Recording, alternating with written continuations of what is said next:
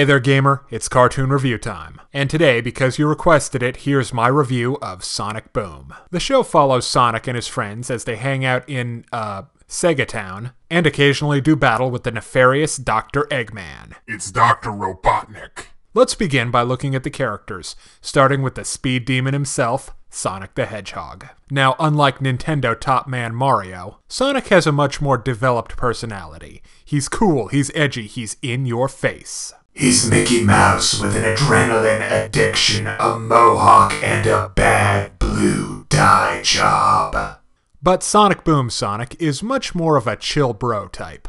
He likes hanging out at the beach and making snarky comments. He's also got a nifty scarf. And on the whole, I like this Sonic, and the more relaxed kinda cool works for him. Then there's Tails. Now why this guy is the Sonic version of one of the coolest creatures in Japanese mythology, I have no idea. Private, stop being a weeaboo.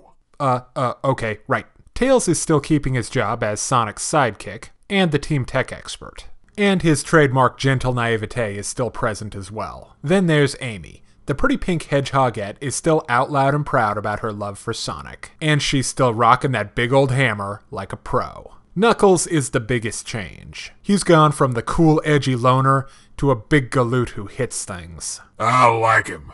He's dumb enough to be fearless and smart enough to be dangerous. Well, I don't. He's gone from one of Sonic's strongest rivals to a big dumb slab of beef. Finally, there's Styx, who's new, I think. She's a half-feral badger who wallows in garbage.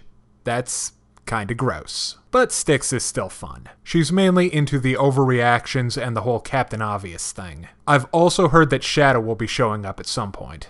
Oh yes, heaven forbid we go without Sonic's version of the Venom suit.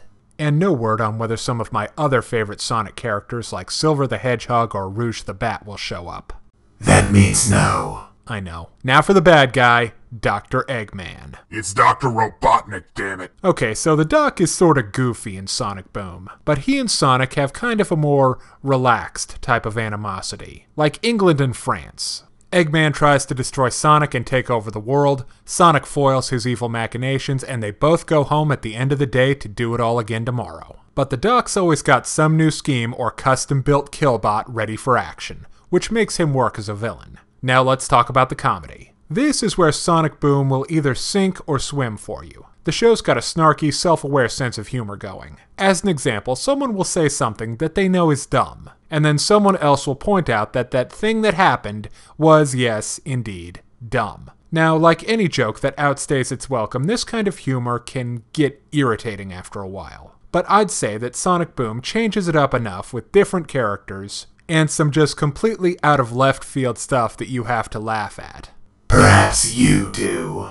Now let's talk about the action. Sonic Boom has it, but there's not really enough of it. Dr. Eggman. That's it, Private. Front lean and rest position. Moving. So, you want to do push-ups? No, not really.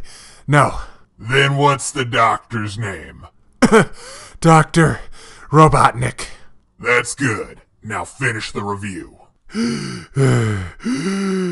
So whenever Dr. Robotnik shows up, there's an action scene. But they're not great. They're not long enough, and they don't do enough exciting stuff. But they do get the whole gang in on it, and they love their 300-style speed-up slowdowns. Finally, Sonic Boom doesn't really keep much that I think of when I think about the Sonic-verse. There's no rings, there's no Chaos Emeralds, and none of the paraphernalia. Okay, now it's time to break down the good and the bad in Sonic Boom. On the good side, Sonic and the gang are here, personalities intact, with one notable exception. But if you like the new Knuckles, damn straight, I think you'll dig it. And Sonic Boom is funny in a hip, self-aware sort of way. On the other hand, the action is pretty lackluster, and there's no real presence by some of the classic Sonic stuff. Finally, if you're not loving the new Knuckles, believe me, I get it. So in the end, Sonic Boom is okay, and if you're a fan, you'll probably enjoy it, as it's a lot better than the adventures of Sonic the Hedgehog. But it's not as good as Sonic Sat AM or Sonic X. So I give Sonic Boom a 3 out of 5. If you're interested in more reviews of anime, movies, TV shows, comic books, or video games, check out my channel on YouTube at StupidPrivate913, or find my Facebook and Deviantart pages for video updates and more. Thank you for watching. Hey kids, today's show is brought to you by the letter 4 and the number potato! I'm a stupid private.